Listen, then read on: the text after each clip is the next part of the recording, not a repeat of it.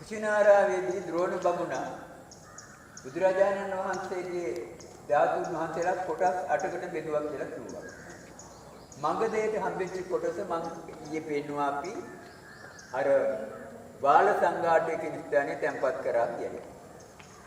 මෙතන තියෙන ලිච්ඡවීන්ට නැත්නම් වජ්ජීන්ට හම්බෙච්ච විශාලාවට හම්බෙච්ච කොටස විශාලාවේ ලිච්ඡවී රජදරුවන් කියනලා තැන්පත් කරේ මේ ස්ථානයේ. ඕගොල්ලන්ට පේනවා මේකේ එක චෛත්‍යයක් තව එකක් තුන් ආකාරයක්.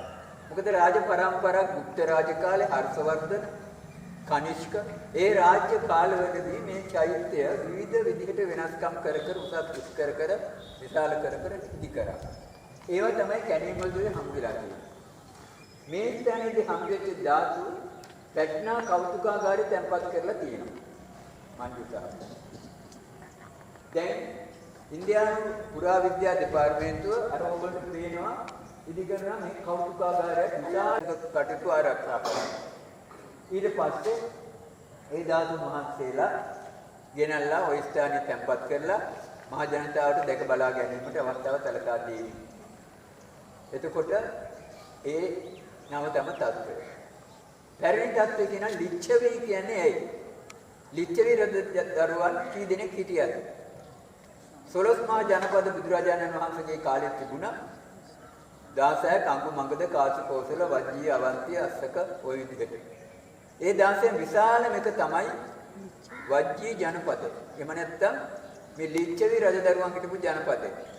ඊයේ මහත්මා ගාන්ධි පාර්ලිමේන්තුවෙන් අපි මෙහා පැත්තට ආවා. එතන ඉඳලා හිමාලය දක්වා නේපාලයේ හිමාලය දක්වා විශාල භූමි ප්‍රදේශයේ ලිච්ඡවී රජදරුවන්ට අයිති වෙලා තිබුණේ. ලිච්ඡවී රජදරුවෝ හිටිය 7707 දෙනෙක්. ප්‍රථමයෙන්ම ලෝකයට සමූහ ආණ්ඩු ක්‍රමයේ බිහි වෙන්නේ ලිච්ඡවී රජදරුවන්ගේ. එතකොට ඒ ලිච්ඡවී රජදරුවන් තමයි සමූහ ආණ්ඩු කියන්නේ සමූහය ඔක්කොම එකට එකතු වෙලා තමයි සාකච්ඡා කරන්නේ.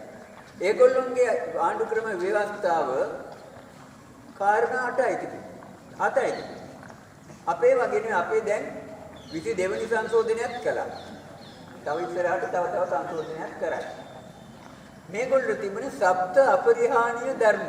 පිරෙන්නේ නැති ධර්ම 7ක් තිබුණා. ඒ 7 තමයි මේ පාලනයට අරගෙන එකට එකතු වෙනවා, ප්‍රැස් වෙනවා, එකට විසිරීලා යනවා, සාකච්ඡා කරනවා, ශ්‍රමණ බමුණන් ආරක්ෂා කරනවා, කාන්තාවන් වැඩිහිටි දරුවන් ඒගොල්ලෝ ආරක්ෂා කරනවා. ඔය වගේ පිරිහෙන්නේ නැති ධර්ම 7ක්. අපරිහානීය ධර්ම කියන්නේ ඒක. ඒ 7 විතරයි තිබුණේ. සියල්ලම එකට රැස් වෙලා කතා සාකච්ඡා කරනවා. මොනවද අපි කරන්න ඕන ලිච්ඡවි. එහෙම කරලා විසිරලා යන්නේ ඒකටමයි. ඒ විදිහට පාලනය කරේ. හැබැයි ලිච්ඡවි කියන්නේ ඇයි? හැබැයි විස්තර කතා කරන ගෙදර ගොඩාක් වෙලා යනවා බස් එකේ දෙන්නේ. එතකොට ලිච්ඡවි රජදරුවන් කොහොම ලස්සනයි. විශාලාවේ හිටපු අය හරිම ලස්සනයි. බුදුරජාණන් වහන්සේ එක්තරා අවස්ථාවක ප්‍රකාශ කරනවා ඔබට දෙවියන් සහ දිව්‍යාංගනාවන් බලන්න ඕන නම් ලිච්ඡවීන් දෙස බලන්න.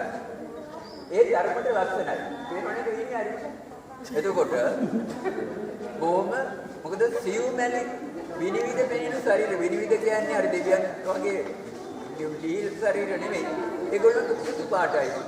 ඒ නිසා මේ නහර එහෙම බොහොම පැහැදිලිව පේනවා. ඉතින් ඒ නිසා බොහොම ලස්සනයි ඒ වගේ අලංකාරයි. බැලුවාම බොහොම ප්‍රියජනක නිසා. ඒ නිසා බුදුරජාණන් වහන්සේ කියනවා ඔබට දෙවියන් සහ දිව්‍යාංගනාවන් බලන්න ඕන ලිච්ඡවි දෙස බලන්න. ඒ වගේ පිරිසක් ශාස්ත්‍රීය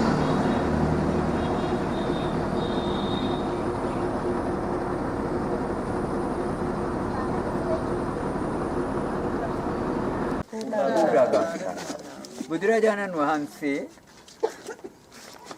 විශාලා මහනුවර සුම්බිය දුරු කිරීම සඳහා රතන සූත්‍රය දේශනා කරේ මේ ස්ථානයේ.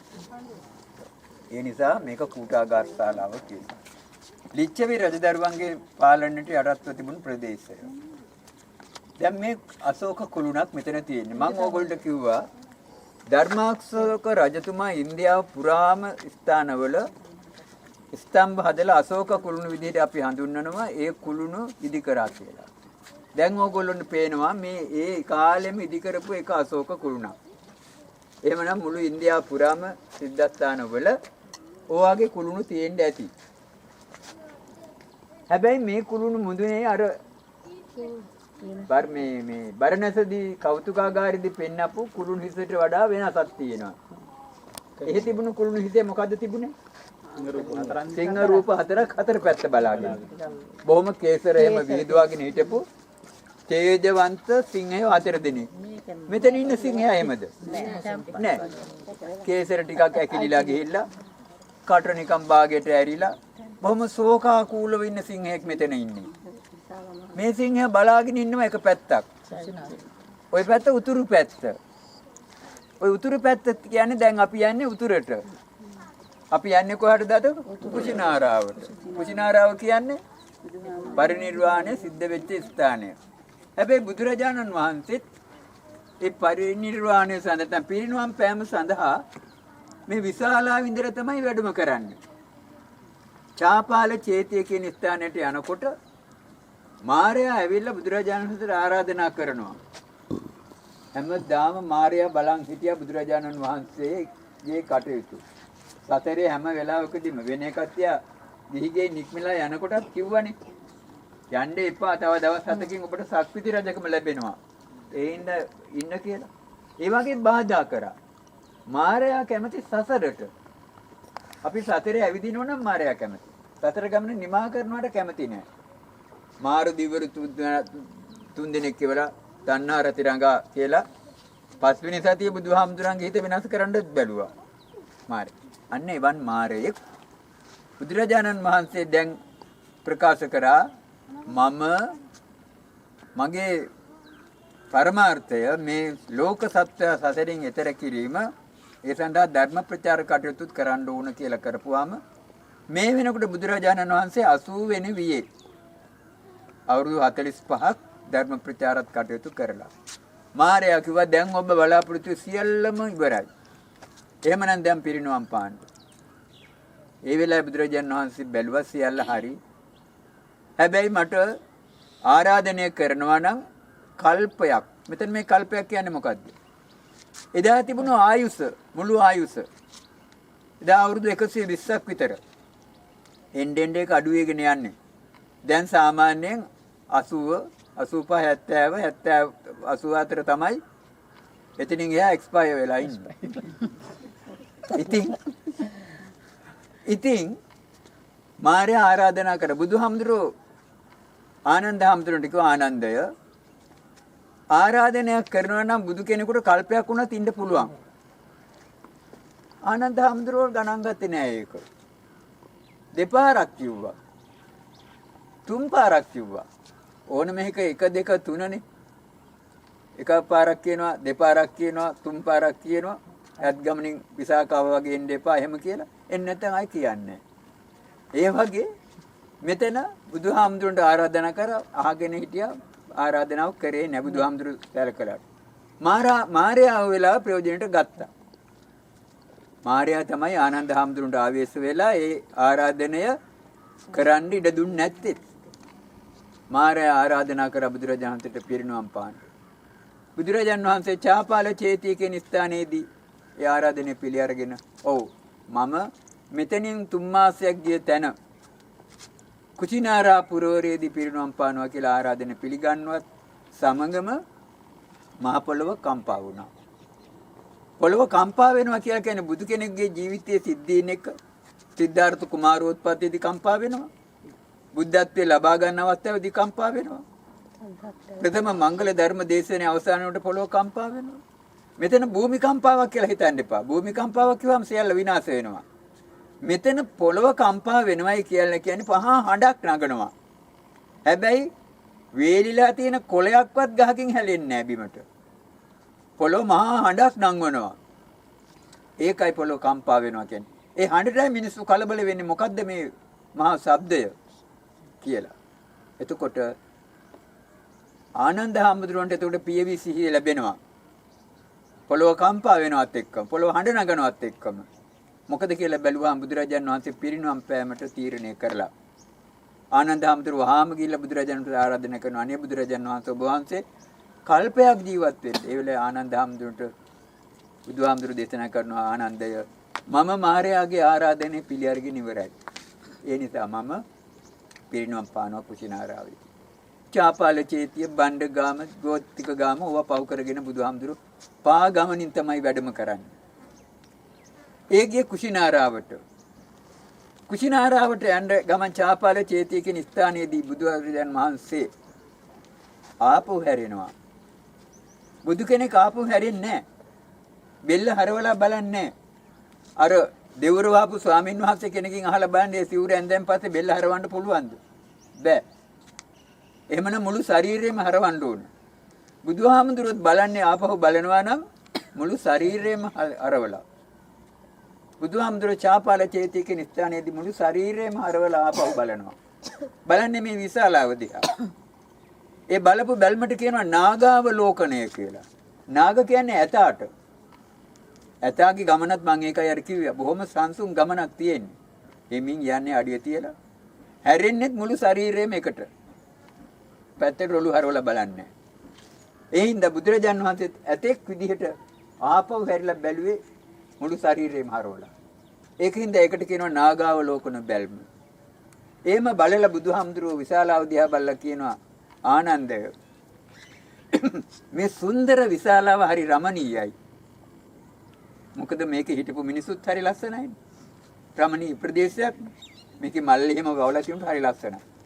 මේ සුන්දර විශාලාව මා දකින අවසන් මොහොත මේ. බුදුරජාණන් වහන්සේගේ සංවේදී වෙනවා. බොහොම අවස්ථාවලදී සංවේදී වෙච්ච වෙලාවල් තියෙනවා. අන්න ඒක අවස්ථාවක්. එතෙන්දී ප්‍රකාශ කරනවා මේ මම සුන්දර විශාලාව දකින අවසාන අවස්ථාව. මේ ගියාම මේ සිංහයා බලන් ඉන්නේ ධර්මාශෝක රජතුමාටත් මේකට හරි හිතේ වේදනාවක් ඇති වුණා. ධර්මාශෝක රජතුමාගේ හිතේ හරි සංවේදී හරි වේදනාවක් ඇති වුණා. ඒ වේදනාව තමයි මේ සිංහයාගේ නිරූපණය වෙන්නේ. ඒ සිංහයා කඳුළු පෙරාගෙන වගේ ආපහු මෙහාට වඩිදෝ කියලා දැන් අවුරුදු 2600ක් තිස්සේ බලාගෙන ඉන්න උතුරු පැත්ත. ඒ ආකාරයට තමයි තනි සිංහයෙක් මේ කුළුනේ නිර්මාණය කරේ. ආක්‍රමණ වලින් විනාශ නොවිච්ච එකම කුළුණ මේක. ඒක මතක තියාගන්න. හොඳයි ඊළඟට මේ ස්ථානයේ තියෙන වැදගත් කාරණා කීපයක් මම කියන්නම්. එකක් තමයි මේ ස්තූපය. මේකට ආනන්ද ස්තූපය කියලාත් කියනවා, අම්බපාලි ස්තූපය කියලාත් කියනවා. අම්බපාලි කියන්නේ ගණිකාවක්. ගණිකාව ඉන්දියාවේ හරියට ඒක වෘත්තියක්. ලස්සන කාන්තාව තමන්ගේ වෘත්තිය සඳහා තෝරාගත්ත එකක්. රැකියාවට පිටත් වෙන්නේ දන් දීලා. රැකියාව වෙනයි, පින වෙනයි. අම්බපාලිය බුදුරජාන් වහන්සේ වැඩම කරා කියලා දැනගත්තාම ගිහින් ආරාධනා කර මාලිගාවට දාණයට. මේක ආරංචි වුණා ලිච්ඡවි රජදරුවන්ට. දෙයියනේ අපි රජවරු වෙලත් අපිට ඉස්සෙල්ලා මේ ගණිකාව ගෙදරට බුදුහාමුදුරු වැඩම වුණාන. ඒක හරි නෑ කියලා ගිහලා බුදුහාමුදුරට ආරාධනා කරා බුදුරජාණන් වහන්සේ අපේ මාලිගයේ දාණයට වැඩම කරන්න. බුදුහාමුදුරු ප්‍රතික්ෂේප කරනවාද එහෙම එකක් බාරගත්තු දෙයක්? නෑ. බුදුහාමුදුරු කිව්වා දේශනා කරා නෑ රජදරුවනි මම අම්බපාලියගේ දාණයට බාරගත්තා. එනතම මට ඒක කරන්න බෑ කියලා අම්බපාලියගේ දාණයට වැඩම කරා. අම්බපාලිය දාණය දුන්නු ස්ථානය ඒ නිසා මෙතන අම්බපාලි ස්තූපය කියලා මෙතන ස්තූපයක් හදුවා. ඒක එකක්. අනිත් එක කූටාගාර ශාලාවේදී වෙච්ච වැදගත්ම දෙයක් තමයි විශේෂයෙන් කාන්තාවන්ට. ඔයගොල්ලෝ දන්නවා. මහා ප්‍රජාපති ගෞතමිය අවස්ථා කීපයකදීම බුදුරජාන් වහන්සේගෙන් ඉල්ලීම් කරා මේ නිසාත් නැ පිහිටවන්න. ඇත්තෙම ඉන්දියාවේ කාන්තාවට තිබුණේ බොහොම තත්වයේ ඊටාම මේ පහත් තත්වයක්. ඒ කියන්නේ කාන්තාවට සැලකුවේ නැහැ. ඒ තරම් සමාජයට ඉදිරියට යන්න කාන්තාවට අවස්ථාවක් තිබෙන්නේ නැහැ. බුදුරජාණන් වහන්සේත් ඒක දැනගෙන හිටියා. ඒ නිසා කාන්තාව විමුක්තිය පිළිබඳව බුදුරජාණන් වහන්සේටත් යමක් කරන්න ඕනෑකම තිබුණත් කිරීමේ අපහසුාවක් තිබුණා. සමාජ තත්වයන් වෙනස් කරේ නැහැ බුදුහාමුදුරුවෝ. ඒක මම ඕගොල්ලන්ට බස් එකේ දුන්නක් කියන්නම් ටිකක්.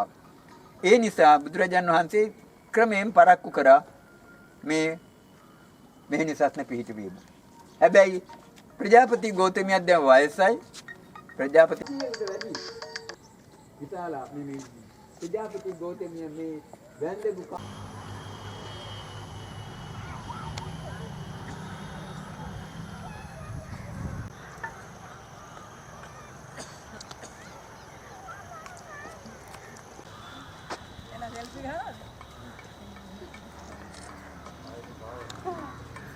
ගහන්න මේ කාලේ ගහගත්තේ නැත්තම්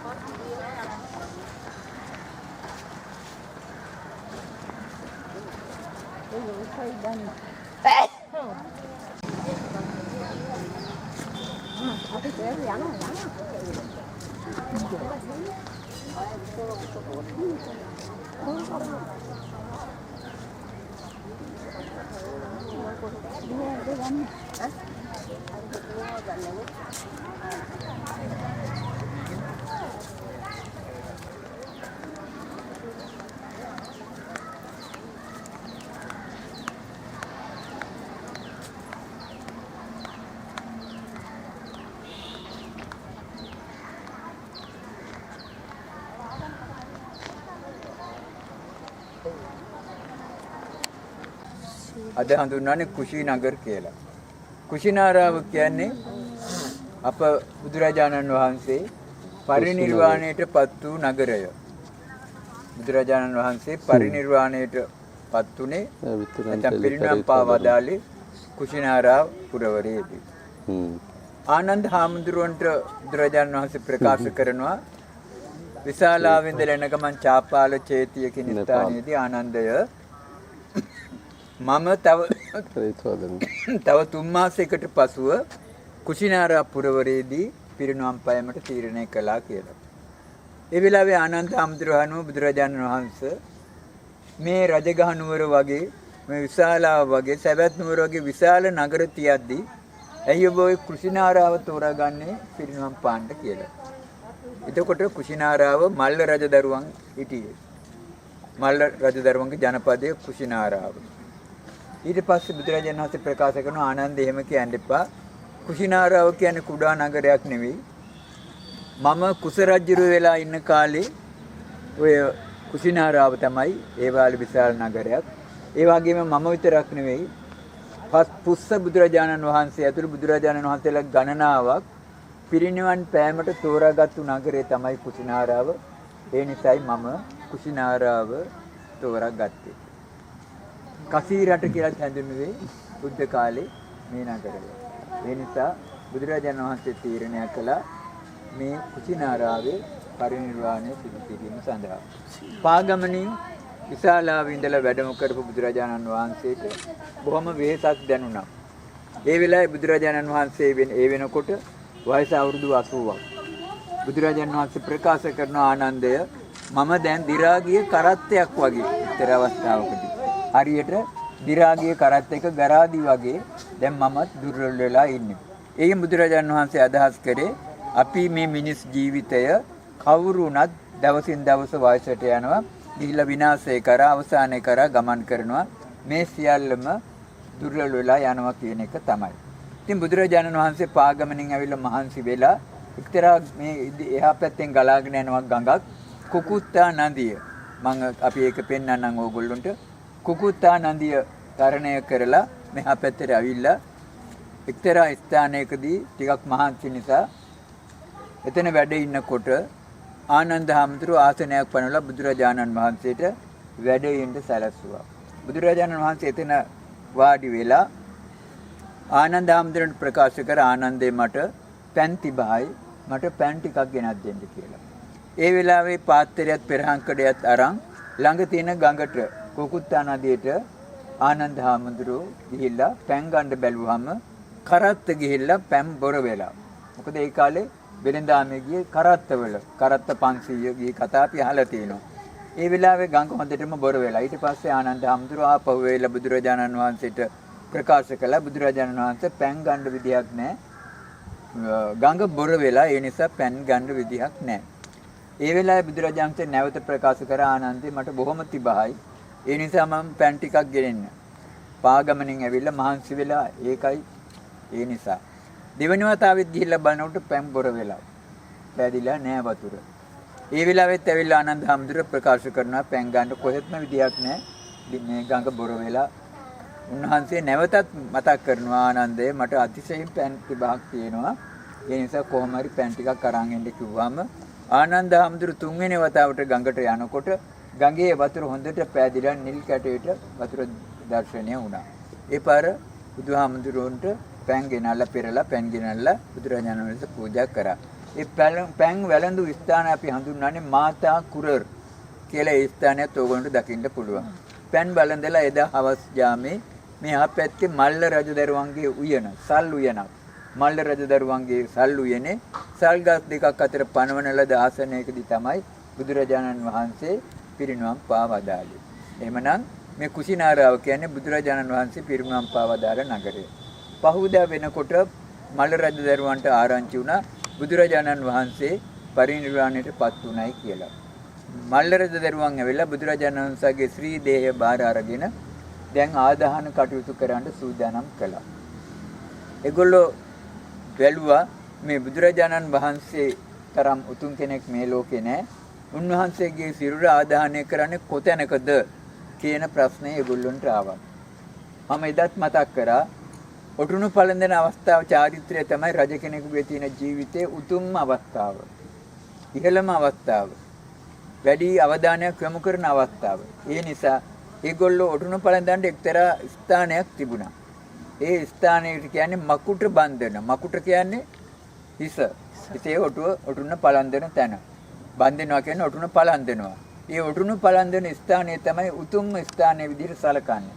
ඒ නිසා ඊතන හොඳයි මේ සඳහා කියලා මකුට බන්ධන එක නැත්නම් තමන් රාජ්‍යත්වයටපත් වෙලා ඔටුනු පළඳින ස්ථානයේ බුදුරජාණන් වහන්සේගේ ශ්‍රී දේහ ආදාහනය කරන්න කටයුතු සැලැස්සුවා.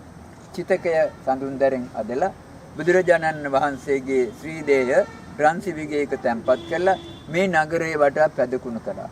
මුළු නගරේම අලංකාර කරා. මල් වලින්, තොරන් වලින්, කොඩි වලින්, පහන් දැල් වල මේ වගේ අලංකාර කරලා සුවඳ ඉහිරවලා මුළු නගරයේ වීථියක් පුරා මේ ශ්‍රී දේහ ප්‍රදර්ශනය කරා. ප්‍රදර්ශනය කරලා පැදකුණු කරලා ගෙනවිත් මෙතන ඉදිකරන ලද චිතකය තමයි ආදාහනය කටයුතු සූදානම් කරලා තිබුණේ.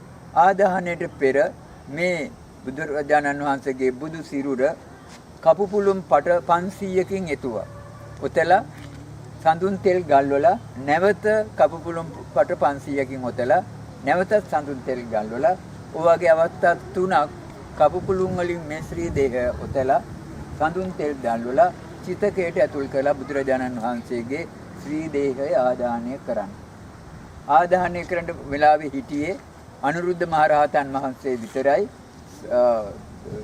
සංඝ පරපුරේ ඉතිරි වෙලා හිටියේ වැඩිමල් රහතුන් වහන්සේ. මොකද අගසව් දෙනම සරියුත් මොගලන් දෙදෙනම ඊට ඉස්සර අපවත් වුණා. මහා කාශ්‍යප මහ රහතන් වහන්සේ එදා මං පෙන්නපු පිප්පලි ගුහාවේ වාසය කරේ. මෙතන මේ වෙලාවේ හිටියේ අනුරුද්ධ මහ රහතන් වහන්සේ. අවශ්‍ය කටයුතු මේ සිදු කරලා ශ්‍රී දේහ දැල්වන්න අවශ්‍ය පිළිවෙලට කටයුතු කරා. නමුත් ශ්‍රී දේහයට ගිනි දැල්ුනේ නැහැ. වෙලාවේ අනුරුද්ධ මහ රහතන් වහන්සේ බැලුවා මොකද මේ චිතකය ගිනි ගන්න නැත්තේ කියලා හොයලා බලලා දිවසින් බලනකොට තේරුණා අනුරුද්ධ මහ රහතන් වහන්සේ දිවස්ලාභී. බැලුවම් තේරුණා කවුද? මහා කාශ්‍යප මහ රහතන් වහන්සේ. පැමිණෙන තෙක් මේ ශ්‍රී දේහය ආදානය වෙන්නේ නැහැ කියන එක තේරුම් ගත්තා. මහා කාශ්‍යප මහ රහතන් වහන්සේ ඇවිල්ලා ශ්‍රී දේහයට වටා පැදකුණු කරලා මහා කාශ්‍යප මහ රහතන් වහන්සේ ශ්‍රී දේහයේ චිතකයේ ළඟට එනවත් එක්කම සිරිපා දෙක කිසිම ආයාසකින් තොරව ආදාහන කටයුතු කළේ. ආදාහනය නිම වෙලා පසු දින වෙනකොට ශ්‍රී දේහය ආදාහන වෙන්න ඉස්සෙල්ලා ඕගොල්ලෝ දන්නවා වැදගත් කාරණා කීපයක් සිද්ධ වුණා. බුදු සිරුරේ වැදගත් ධාතුන් වහන්සේලා කීපයක් මොකක්ද උනේ? ආදාහනය කරන්න ඉස්සෙල්ලා ඉවත් වෙනවා. සතර දළදා වහන්සේ, අකූ ධාතුන් වහන්සේ, ලලාට ධාතුව, මේ වගේ ධාතුන් වහන්සේලා ගණනාවක් බුදුරජාණන් වහන්සේගේ ශ්‍රී දේහය ආදාහනය කරන්න පෙරම ඉවත් වෙනවා.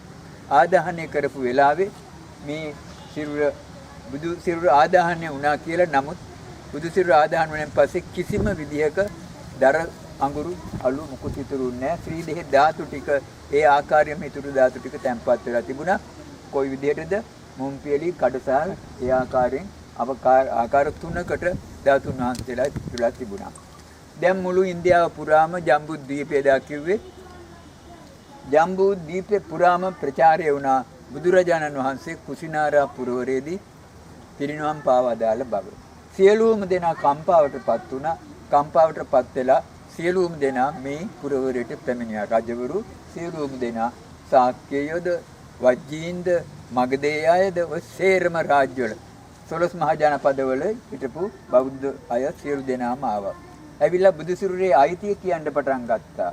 ශාක්‍යයන් කියන්න පටන් ගත්තා බුදුහාමුදුරුවෝ අපේ නෑදෑයෙක්. ඒකෙන්ද මේ බුදු රජාණන් වහන්සේගේ ශ්‍රී දේහය අපටයි අයිති. ඊට පස්සේ මගධේයය කියන්න පටන් ගත්තා. බිම්බිසාර රජුරුවන්ගේ අය කියන්න පටන් ගත්තා.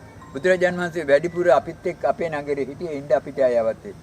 සවැත් නුවර අයත් ඒ විදිහට කියනපත ඊට පස්සේ මේ බුදුසිරුරේ ධාතු බෙදා ගන්න අන්තිමේට යුද්ධ ප්‍රකාශ කරන තැනකටපත් වුණා. ගැටුමක් ඇති වෙන තැනකටපත් වුණා.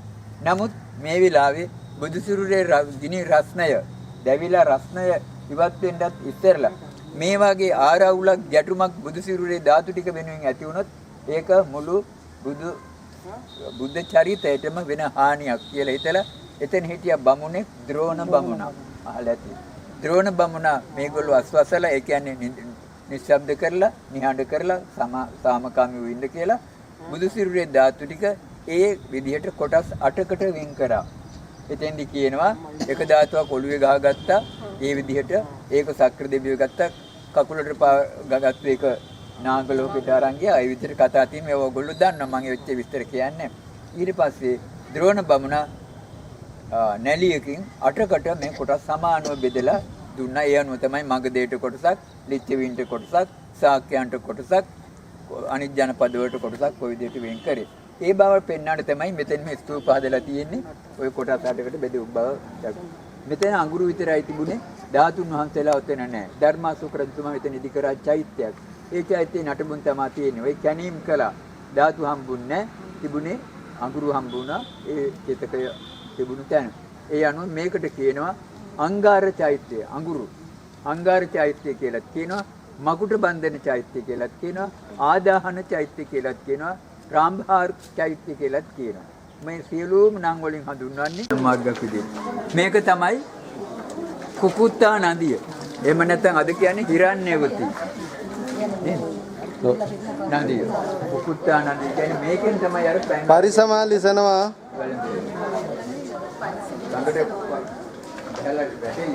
ඔව්. එක දවසක් න බැටුණා හොඳට මෙතන.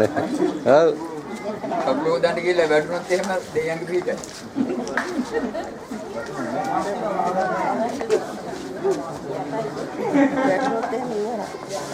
බැටුණා නෑ. සිරසා නමා. කත්වාන කත්ව හිතමත්. හිතාංචනාතෝ. ආසීතිකෝ උපවත්තන.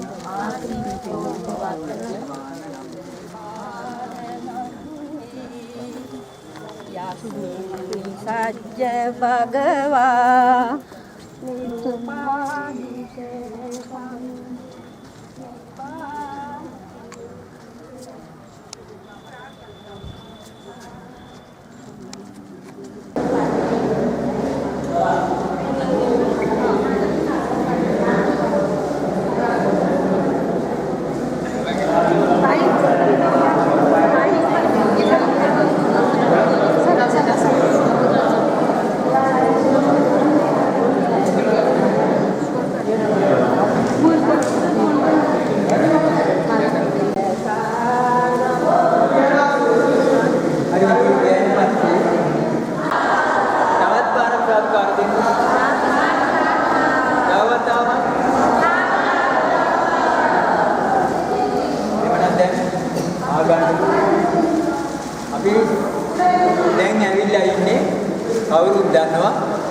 කුසිනාරාම පුරවරේ බුදුරජාණන් වහන්සේ පිරිනිවන් පා වදාළ ඒ ස්ථානයේ මල්ල රජදරුවන්ගේ උපවත්තන සල්ුවේනේ බුදුරජාණන් වහන්සේ පිරිනිවන් පාපු ස්ථානෙට තමයි අද අපි මේ වන්දනා කරන්න බැහැ.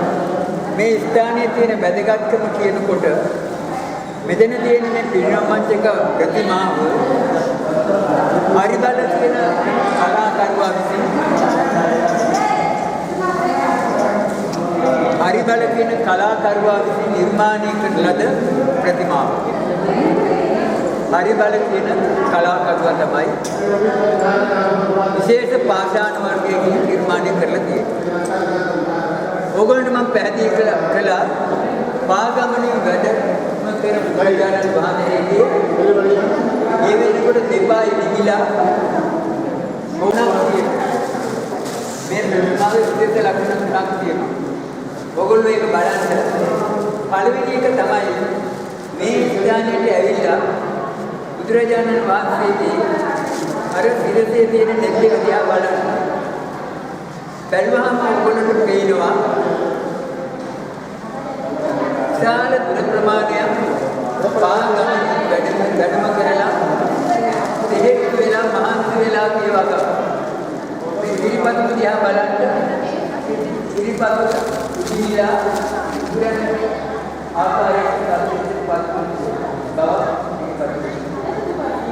මේක දිහා බලන වෙනවා විඩාවට පත් වෙලා ඉන්න බුදුරජාණන් වහන්සේ කේවල සෞඛ්‍ය ඊළඟට මේ ප්‍රතිමාවේ මැදට ගිහිල්ලා නෙත් එක දිහා බලනකොට පේනවා හරියට දසේන දන වගේ මැදට ගිහිල්ලා බුදුරජාණන් වහන්සේගේ මහා කරුණා ගුණය ඒ නෙත් එක ප්‍රකාශ වෙනවා.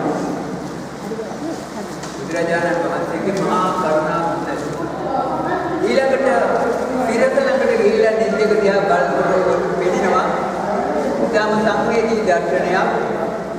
මෙච්චර කාලයක් අප වෙනුවෙන් ධර්මයේ දේශනා කරලා අපට සතර ගමන නිමා කරන්න මඟ පෙන්වලා දීලා මේ දැන් අපට ඉදිරියේ මොහොතකට පෙර නෙත් එක පියාගත්ත බුදුරජාණන් වහන්සේගේ දැස තමයි අපිට තියෙන්නේ. කොහොම සංවේදී අවස්ථාව. සාර අසංඛ්‍ය කල්පලක්ෂයක් පෙරම් පුරාගෙන ඇවිල්ලා ඔබ අප වෙනුවෙන් විශාල මේවලක් කරලා මේ මොහොතේ ඔබ අප ඉදිරියේ නිත්‍යාගත බුදුරජාණන් වහන්සේගේ ශ්‍රී දේහය අපිට ඉදිරියට දකින්න පුළුවන්. මොකද ඒ කාරණා තුන පළවෙනි එක මෙතන ඉඳලා බලනකොට උන්වහන්සේගේ විඩාවර මුණ අපිට දකින්න පුළුවන්. නැත්නම් ගිහින් බලනකොට උන්වහන්සේගේ මහා කරුණා ගුණය කිසිම කෙනෙකුට තිබුණේ නැහැ වගේ කරුණා ගුණයක්. මේ කරුණා ගුණය එතන ප්‍රකාශ වෙනවා. සිරත ළඟට ගිහින් නෙත් එක බලනකොට අපේ ඇතුළත් පතු වෙනවා. මේ දැන් අප ඉදිරියේ දෙනින් පියාගත්තු බුදුරජාණන් වහන්සේ නේද? ප්‍රතිමා කියලා බලන්නේ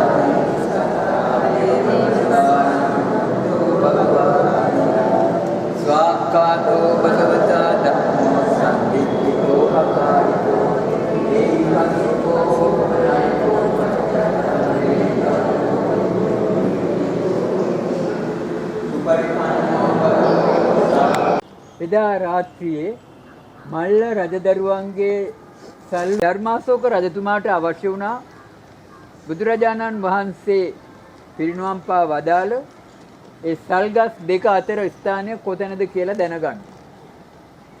උපගුප්ත මහරහතන් වහන්සේ ධානලාභීව අහසට පැන නැගිලා බැලුවාම පෙනුණා උන්වහන්සේට පිරිනුවම් පා වදාළ ස්ථානය. ඒ ස්ථානයේ ධර්මාශෝක රජතුමා චෛත්‍යයක් ඉදි කරා. මේ තියෙන්නේ ඒ චෛත්‍යයේ නටබුන්. මෙතන තමයි එදා බුදුරජාණන් වහන්සේ දැනට අවුරුදු 2600 ගානකට පෙර මල්ල රජ දරුවන්ගේ සල්ුවේනේ පිරිනුවම් පවදාළ ස්ථානය තමයි මේ තියෙන්නේ. සාදු කියලා වැඳගන්න. හොඳයි. දැන් අපිට තියෙන්නේ මාතා කුරට් පැන්වැල. හරි හැමෙන් එන්න.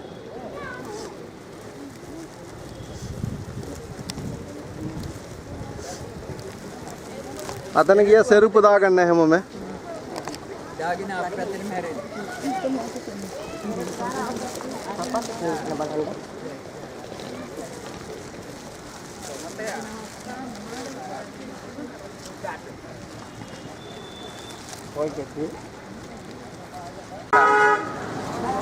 वहीं गेल हलिए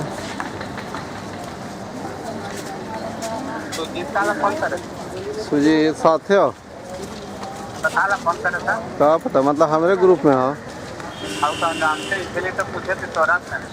हमरा ना पता हो तो बस हो देना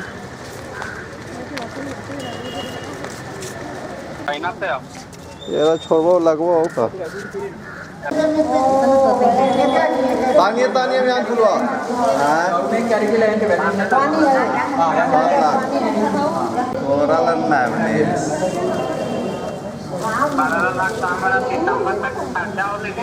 कोची में कोची में खर्चा को 15 लाख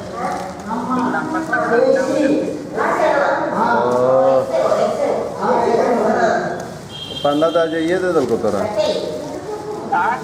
15 तो जाइए दे दल को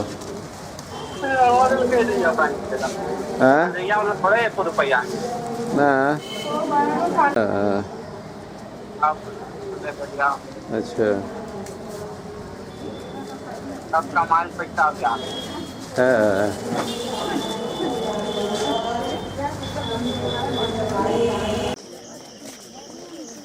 हेमिंग आना ले अभी